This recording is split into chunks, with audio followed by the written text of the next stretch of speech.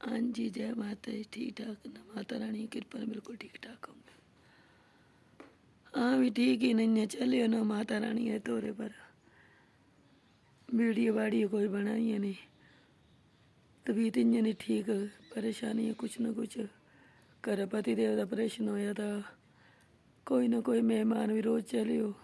साढ़ा बड़ा मतलब रिश्तेदार सारे होंदे, पिंडी दे सारे होंदे।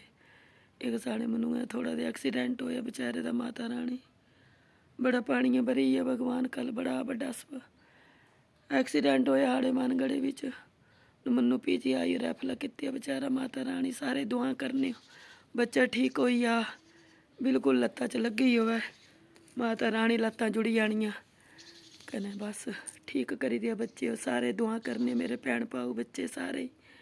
कन्नै मैं भी पतीले च दाल पाई थी, औंदी रैहनी रिश्तेदार कोई ना कोई चलिया। मुन्नी ये सुत्ती है, इसे भी बुखार, मेरी भी तबीयत नहीं ठीक, पर भाई बड़ा अपना ध्यान रखा, बिल्कुल रामे रामे ने चला, काली मत करा बच्चा, काली मत करा। बच्चा तो ठीक ही चलिया, पर गड्डी वाला जड़ा बड़ा काली कितनी जिन्नी कने बच्चे एक्सीडेंट होई है। रोज जाता ड्यूटी, बड़ा शरीफ बच्चा, बड़ा अच्छा। जय माता दी, माता रानी सब दुआ करनी हो।